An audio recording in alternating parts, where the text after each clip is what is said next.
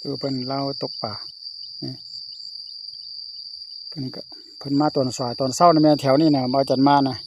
เป็นแต่ไทยบ้านนามนเขามาตึกกระดงเดี๋ยวมื้อนี้ฝนตกเลยพี่น้องฝนตกแล้วเขาก็มาเขากลับเฮิรนหมดละพี่น้องตอนบ่จันมาแต่เช้าก็มีหลายคนอยู่เอ้าอย่ามองก่อนมองก็อยู่นี่แหละพี่น้องนี่จักสิถือบ่ถือก็ลุ้นเบิ่งติดตามรับชมนำกันเด้อพี่น้องสิมานหรือบ่มานได้พอได้บ่5ตัว10ตัวนะบ่เอาหลายดอกนะรอลุ้นติดตามเบิ่ง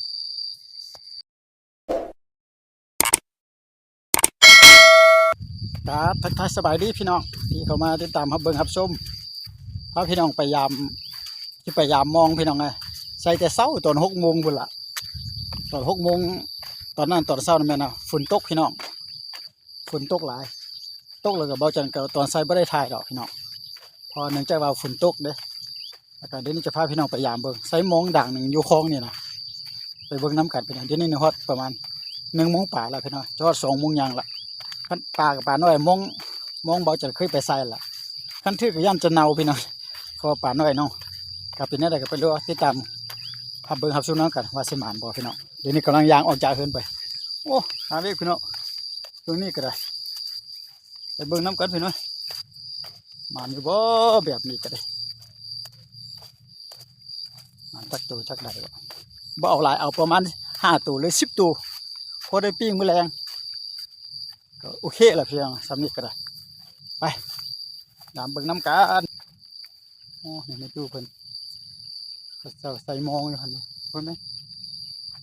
เพิ่นตกปลา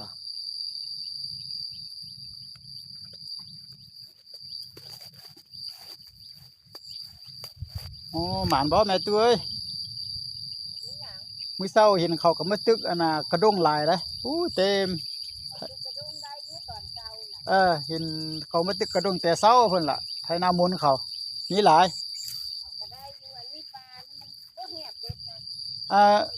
แม่ตู้นึกตึกอันน่ะปลาอันกันแยงปลากดติพี่น้องเพิ่นเอ่อไส้เดือนบ่ตามไส้เดือนนั่นบ่ตามไส้เดือนติเอาเยอะอย่างตามเอาอย่างตามเพิ่นตามไส้เดือนนะพี่น้องนี่เพิ่นอยู่หั่นนะพี่น้องอันนี้ก็ใส่มองไว้แต่มื้อเช้าเพิ่นล่ะจักสิถือบ่ถือบ่ฮู้ล่ะโอ้พี่น้องฝนตกฝอยมาอีกเด้อเบิ่งเด้อบ่เห็นปลาถือปลาหยังพี่น้องสิถือบ่ถือบ่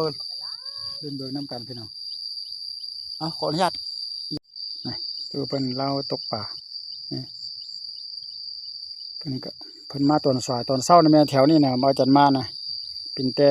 ไทยบ้านนามนเขามาตึกกระดงเดี๋ยวมื้อนี้ฝนตกเลยพี่น้องฝนตกแล้วเขาก็มาเขากลับเฮิรนหมดละพี่น้องตอนบ่จันมาแต่เช้าก็มีหลายคนอยู่เอ้า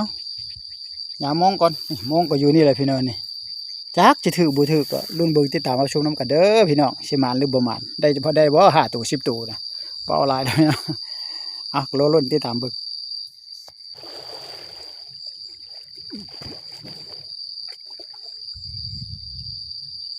เฮ้ย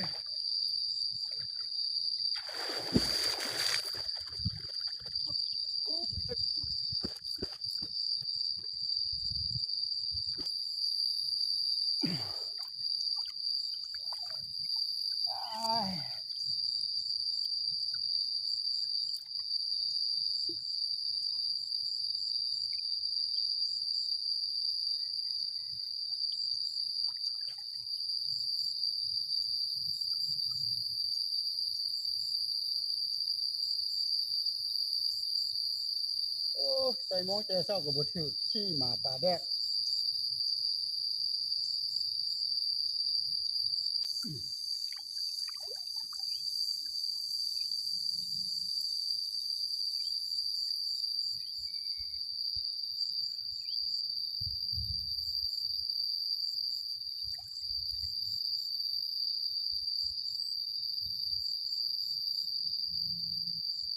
โอ้พี่น้องเอ้ย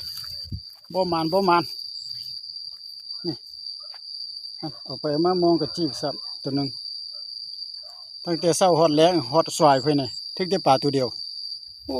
ถอยหลายทึกสองตัวหนึงออกตัวหนึง2 นิ้วตัวนี้เนี่ยทึกแต่ตัวเดียวนี่เช่นอะไรแกพี่น้องมองกับคาด3 บาทนี่นะตรงหนึ่งโอ้กลับเพื่อนก่อนพี่น้องประมาณดอกแบบนี้นะ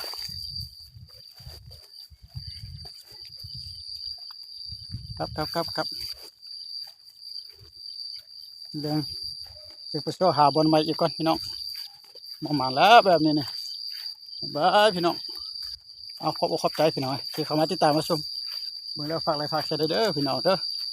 สำนี้แหละพี่น้องประมาณบายพี่น้อง